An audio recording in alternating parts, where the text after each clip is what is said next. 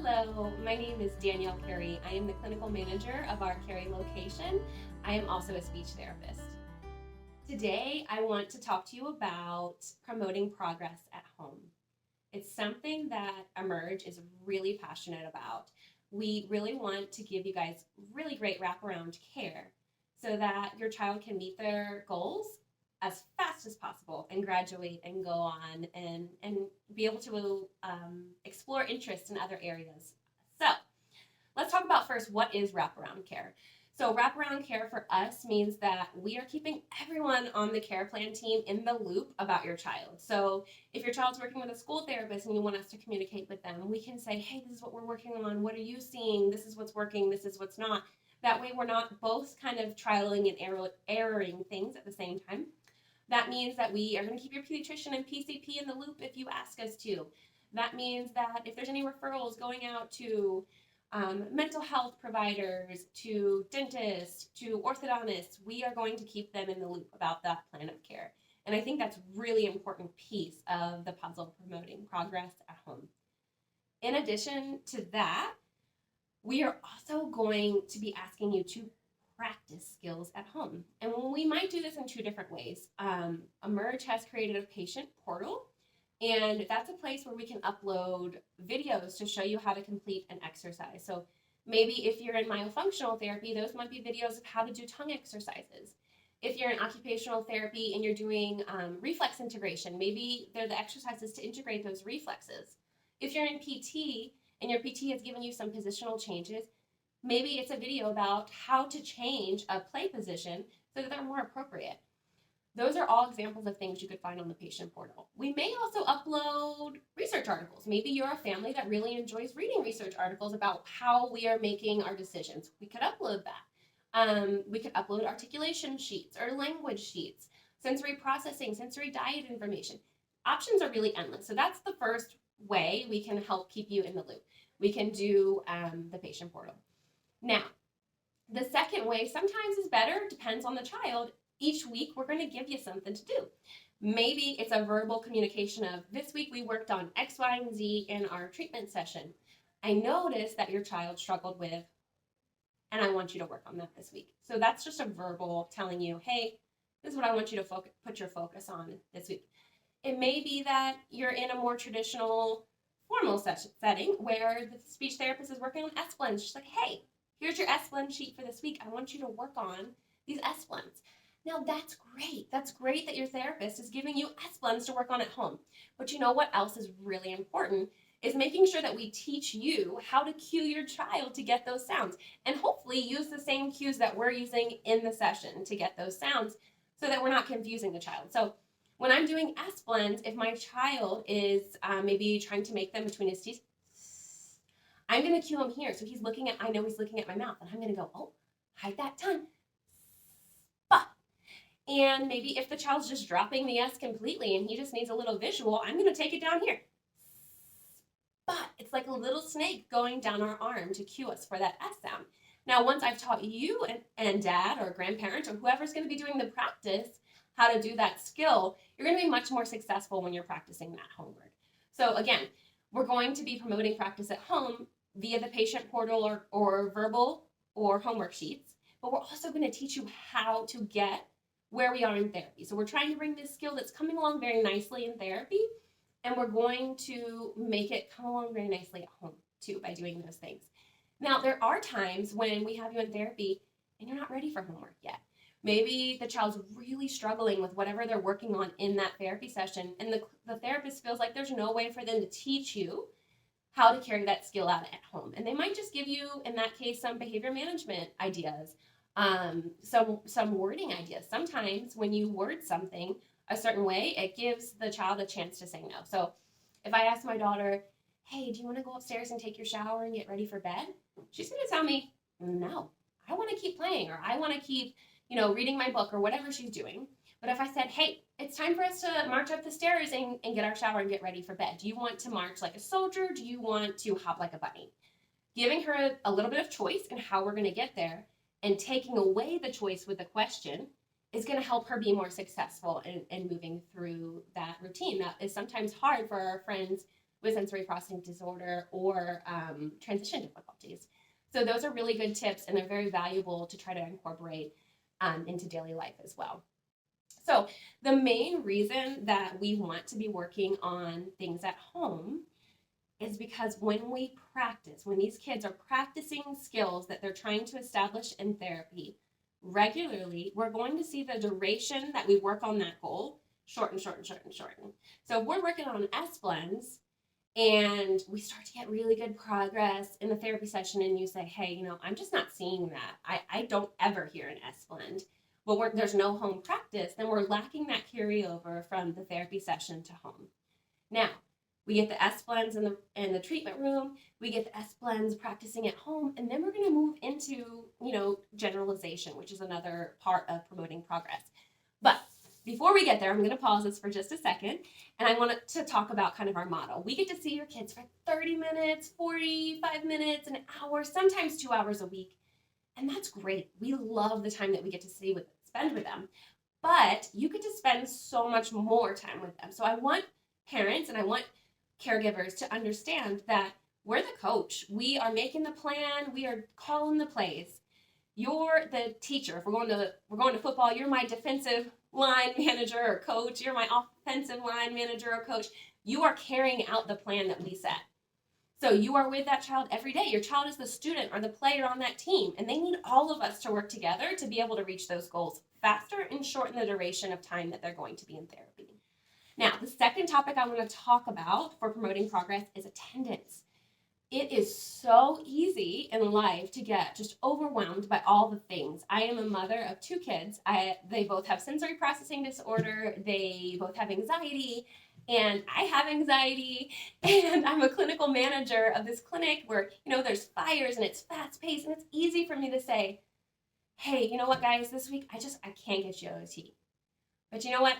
I don't do that because they need OT and I need OT. Even though I understand a lot about sensory processing and I get to observe occupational therapists daily because I work here, I still don't know everything. No one knows everything, right? So I refer back to both of my children's therapists to tell me like, hey, we're having a lot of trouble with this. Can you brainstorm something to help me? So that said, last week I was out sick. My kids have OT on one day of the week, and I said, hey team, I can't see any clients today because I'm not doing well, but I'm going to rally and I'm going to get them on telehealth. Can you do telehealth with them this week? And the answer was yes, and it was beautiful, and they got to see a little bit more of our home life and what it's like. So for us, both of my children are great. They are really easy to handle when I have them individually. When I have them together, it becomes very difficult because their sensory processing systems are different. They both need different things and want different things for their body, which makes a lot of difficulty when they are trying to socialize together. So we got a chance for them to do their regular OT separate for half of their session and then bring them together and work on those skills that are really important to me and my husband to make our family life a little bit smoother, happier, easier. So it's really cool to be on the parent side at Emerge and also be on the staff side. So attendance, if you have an emergency, we understand. If you're sick, we understand. If you were exposed to COVID, we understand. We are all living in this crazy world right now where it just feels like it's never going to end and the hits just keep on coming, right? When is this pandemic going to be over? We don't know. But what we do know is that attendance and practicing regularly is going to help your child meet their goals faster. So what does that look like? Some people say, my kid just will not respond to a screen. My child cannot do telehealth. And there are a few kids that can't. But I will tell you, you will be surprised what parent coaching looks like. So, some sessions you are coaching, your therapist would be coaching you through how to do what they would be doing in the clinic. And what a valuable thing to have, right? You are learning how to do the thing that's going to help your child. I think that's so cool. So I think even though we're really busy and life is going, something that might be really cool to try is when you're having one of those emergencies, you've been exposed to COVID, maybe your family's asymptomatic, but you have COVID and you can't come into the clinic, we can use telehealth. We can check out your location around your house and see some modifications we might make to make the sensory system better. We have lots of really fun and engaging games for speech therapy team to help keep kids focused. So that's really exciting. And another option, if you do fall in that group that, maybe isn't appropriate for a telehealth session, you can make that session up. And at Emerge, we're really pushing our front staff and our therapists to try to reschedule whenever there is a missed session because of the progress. We really respect the time and money and energy it takes for you to get your child here, and we want to get you out the door as fast as possible. So since we are living in this unknown time, we ask just as much as you can. Be willing to try that telehealth session if your therapist says you're a good fit. She will not say you're a good fit if you're not. She also, or he, will tell you, hey, I'm not sure if you're a good fit, but you know what? What if we try this one time and then we see? That's another option. So let's just recap where we've gone so far: promoting progress, practicing at home, regular attendance.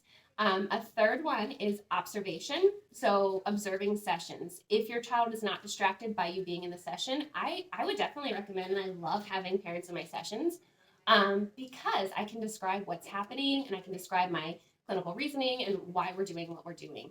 If your child is distracted, there are other options. You can let the therapist know that, I really want to see what you're doing, but I'm scared that if I come in that session that it's not going to be productive. We can zoom you in and black out our screen so they can't see you. We can video record our session and send it to you. There's lots of really great options for you to be involved in a part of the sessions, and we want to be flexible and help you get there so that we can support these children. The final thing that I want to touch on is generalization of skills. So there are so many times when I am seeing a client and I feel like, they got this. They really don't need me anymore. And then before we start doing our discharge planning, I talk with parents and I'm like, yeah, it's a lot better, but at home, I'm not seeing the progress that you see. And that's disappointing for a therapist. We don't want to just make things better in the clinic in this one setting. We want to make things better everywhere. So what I'm going to recommend in generalization, I'm going to put in to perspective for you. I'll give you an example for speech, for OT, and for PT. So for speech is a little bit easier. If your child's coming for articulation therapy, maybe they're working on the letter L, and they say, wow, that's a great lion. And you say, did you mean lion or wyan? And they say, oh yeah, lion. And it gives them that reminder like, hey, I'm working on this sound. I can do this. Let me fix it, without saying, nope, stop. Do it again, slow down, use your good sounds. Like, it's not giving any cue. It's just asking them to reaffirm what they meant. Did you mean lion or did you mean lion? And that keeps that generalization on their mind and helps to move that skill forward. Similarly, if you if your child is playing and they're, sitting W style, or they're sitting completely slouched like this, a simple positional change that your PT can recommend is like, hey, when they're playing, can you do them in a tall kneel? Or can you have them play on their belly to work on that core support? That's going to make a big difference in their progress. And it seems like such a small thing, right? OT, I'm going to use my kids as an example, again, because it relates back to my life. But I have two kids with two different sensory systems. One that needs a lot of input to get in that just right regulation zone. And one that needs not much input to be overwhelmed. That's really hard. So if their OTs, Miss Erin or Miss Abby, give me a task, like if they're starting to get dysregulated, you can try deep pressure for my one who doesn't need a lot. Or you can try light touch for my one that needs more. And I do nothing in the moment. I see them getting dysregulated. I hear their voice. I see lots of signs that things are going south, and I do nothing. Then I'm not helping them to teach the skills and learn the skills that they are practicing in OT. So I really just wanted to take this time and remind you guys of the 4 things that are going to help promote progress and hopefully get you guys out the door faster. You're going to practice at home. You are going to have regular attendance. Observe sessions in any way that you can every once in a while, and work on generalizing those skills. And I hope that with all of that in place, you will be able to graduate super fast. Thanks for being with us at Emerge. We love having your kids. We cannot wait for the day for you to graduate, and then we can just say hey to you guys when we see you out and about in the community, maybe steal a little hug if everyone feels comfortable, and move on. Have a great day.